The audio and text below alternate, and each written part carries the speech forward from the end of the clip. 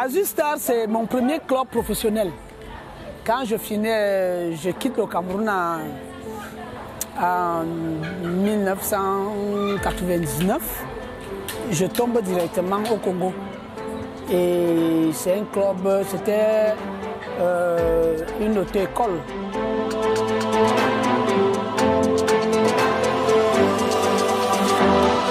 Son auto-école était Azur et il avait un club de football féminin. Et ils m'ont sollicité ici, je suis parti. J'ai joué tellement que c'était mon premier contrat. Je me suis dit, bon voilà, si demain ou après-demain j'ai quelque chose à faire, je vais me souvenir d'Azur Star. Ben, c'était Azur, mais moi j'ai mis Azur Star parce que je savais que je veux former les stars. Et international, je savais qu'ils seront internationaux. J'ai créé le centre de formation Azur Star. J'ai créé Azur Star en 2006. On m'a donné le club des jeunes, c'était des enfants de 12 à 13 ans. Et j'ai pris le club et je suis sorti champion. Ça m'a motivé de dire mais comment? Donc je peux créer mon centre et aussi essayer de donner cette expertise, former des jeunes pour essayer d'atteindre leur objectif. Et voilà pourquoi j'ai créé Azur Star International. Nous avons cru bon de faire des jeunes sportifs, des citoyens camerounais et africains en les accompagnant dans l'éducation, à l'obtention de certains diplômes.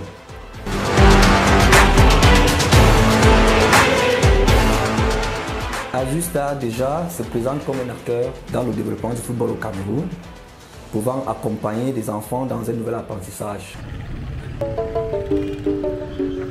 Ghetto, ghetto, ghetto, ghetto, ghetto. Ghetto.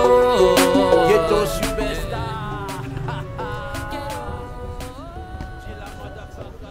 Bienvenue à Azur Star International. Je m'avais brièvement vous présenter le siège de notre structure. La cellule technique chargée du matériel. Ici, c'est la direction générale. Ici, c'est la cellule juridique. Vous avez également ici la présidente fondatrice, Madame Dérégine, la première capitaine de l'Union comptable du Cameroun. Nous avons des catégories, des jeunes filles et jeunes garçons qui vont de 12 à 23 ans. Alors, on regarde. Le recrutement généralement se passe dans la rue. Nous allons dans la rue, nous observons des petits matchs. C'est des joueurs qui nous intéressent, nous les contactons, nous les recrutons. Il y a également des parents qui viennent avec leur progéniture, nous les proposer. La majorité de nos joueurs viennent des familles défavorisées. Certains même, nous les recrutons dans la rue. Alors, ceux qui parviennent à aller jusqu'au bout de leur scolarité sont minoritaires. Le football, c'est ces 2 jeux. Azur Star International propose 2 programmes. Ceux qui vont à l'école et ceux qui n'y vont pas. Azur Star International s'entraîne derrière la prison de Kondengi. C'est un stade que nous louons. Bon, pas de manière professionnelle, c'est un stade amateur, c'est on a terre battue. Nous n'avons pas de moyens, évidemment. On s'entraîne tous les jours, ceux qui ne vont pas à l'école, mais je cherche à aller voir certains endroits, là où peut-être il y a l'informatique, je mets d'autres qui s'intéressent. Parce qu'il y a beaucoup là que leur problème c'est de jouer au ballon. J'ai fait le poidois 2 fois. Et bon, j'ai joué au football et j'ai vu que c'est mieux de me concentrer sur vous parce que j'ai vu que les études et le ballon, ça n'a pas vraiment bon ménage. D'autres font des cours du soir. Quand ils finissent le matin, ça fait du bien parce que quand on travaille le matin, le soir, il faut aller à l'école. L'entraînement se passe bien On travaille bon, les lundis, mardis, bon, chaque jour jusqu'à samedi. On s'entraîne 9h45 jusqu'à 12h. Bon, quand il rentre là, je lave les choses, je me repose. Et il y a cours à 16h. Bon, il y a cours de 16h jusqu'à 19h30. Ceux qui fréquentent alors le centre les plus petits, les U10, les U15, les U17. Je parviens à gérer grâce aux horaires. Parce que je rentre à l'école à 15h et les mercredis, je pose l'entraînement à 15h pour encore 17h. Les samedis, je pars à 10h pour encore 12h. Bon, ce n'est pas très difficile, puisque le mercredi, je ne suis pas obligé de partir aux entraînements. Je vais rien que le samedi.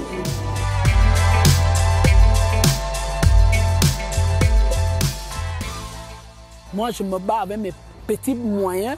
Avant, je faisais les champs d'ananas, je vendais les ananas pour essayer d'acheter les ballons, pour essayer de nous... Parce qu'il y a les enfants que vous voyez là, je vous dis qu'ils sont des familles démunies. Il faut que quand ils vont finir là, si j'ai 200, je donne et prends le taxi. Si je n'ai pas, c'est comme ça qu'on se bat. Ceux qui sont logés par nous, pour ce qui est de la restauration et des repas, nous proposons à nos jeunes un petit déjeuner le matin et en fin d'après-midi, ils ont un repas un peu consistant. Tout dépend des moyens à notre disposition. Parce que ce n'est pas tous les jours que nous sommes capables de leur faire plaisir.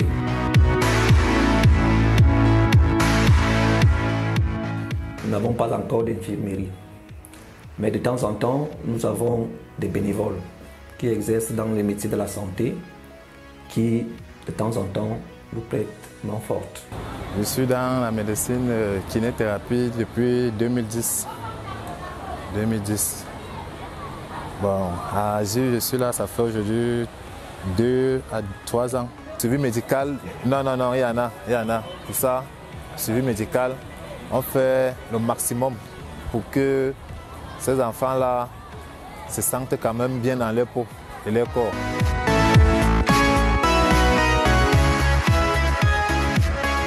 Mes parents sont d'accord de me voir dans cette académie et ils sont au courant que je suis ici pour travailler.